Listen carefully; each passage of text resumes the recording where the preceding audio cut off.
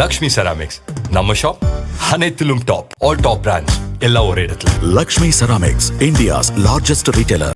முதல்வர் விஜய் வெளியிட்டுள்ள அறிக்கை. இன்று சட்டசபையில் எதிர்க்கட்சியினர் சிலர் பேசியதை நீங்கள் அனைவரும் பார்த்திருப்பீர்கள். அது குறித்து சில விளக்கங்களை நம் உறவுகளாகிய தமிழக மக்கள் அனைவருக்கும் அளிக்க வேண்டியது நமது கடமை.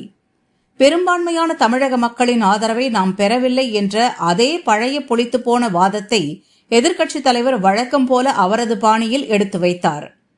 நீங்கள் அனைவரும் 2006 100% ஓட்டுகளுடன் 234 தொகுதிகளிலும் வென்று தனிப்பெரும்பான்மை பெற்று அமைந்த திமுக அரசை நினைத்து பார்த்து நமுட்டுச் சிரிப்பை உதிர்த்திருப்பீர்கள் என்பதும் நாடே அறிந்ததுதான்.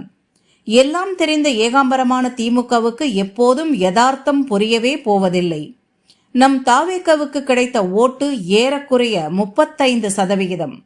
தனிப்பட்ட முறையில் திமுகவின் ஓட்டு சதவிகிதம் வெறும் 24.19 மட்டுமே. கூட்டணி இல்லாமல் தனித்து போட்டியிட்ட நம் தாவேக பெற்ற ஓட்டு சதவிகிதத்தை விட 10%க்கும் கீழ் குறைவு. திமுகவை விட 52,97,065 ஓட்டுகள் அதிகம் பெற்றுள்ளோம். இது தெரிந்தும் புள்ளி விவர புலி திமுக எடுத்து வைக்கும் வாதத்தை என்னவென்று சொல்ல? இது மட்டுமா? நம் தாவேகவை 3,21,00,000 மக்கள் நிராகரித்ததாக திமுக சார்பாக கூறுகின்றனர். அப்படி பார்த்தால் திமுக மட்டும் தனியாக வாங்கிய ஓட்டுகளின்படி 3,68,00,000 மக்களால் நிராகரிக்கப்பட்ட கட்சிதான் திமுக.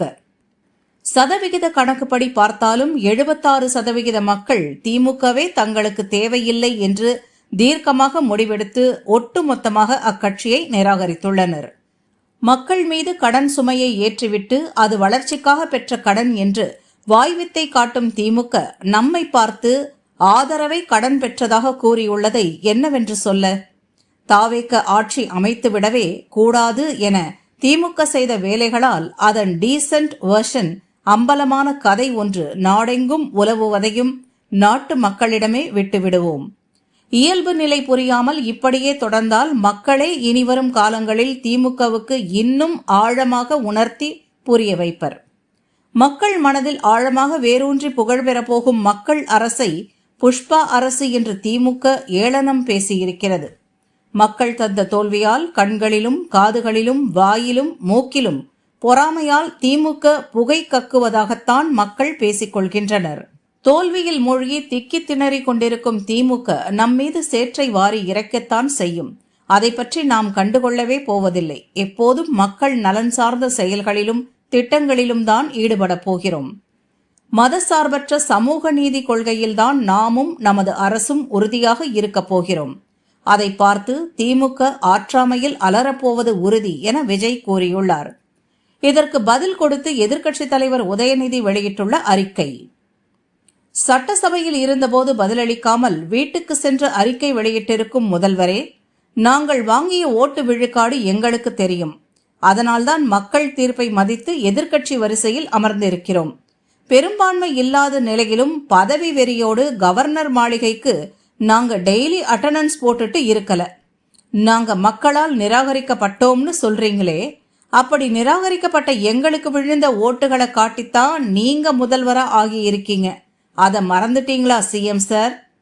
2006 அமைந்த திமுக ஆட்சியை பத்தி போஸ்ட் பண்ணியிருக்கீங்களே, அந்த சமயத்துல உங்களை போல எதிர்த்தரப்பு எம்எல்ஏக்களை கடன் வாங்கியோ குதிரை பேரத்துல விலைக்கு வாங்கியோ எந்த கட்சியையும் பிளவுபடுத்தியோ சோஃபா செட் அனுப்பியோ அமைக்கப்பட்ட ஆட்சி அது இல்லை.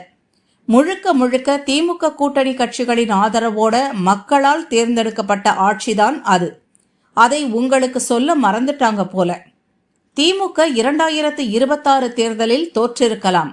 ஆனால் திராவிட மாடல் ஆட்சியின் மக்கள் நல திட்டங்கள் தொடரும் என உங்கள் வாயாலேயே சொல்ல வைத்ததுதான் எதிர்க்கட்சியா எங்களோட வெற்றி என உதயநிதி கூறியுள்ளார்.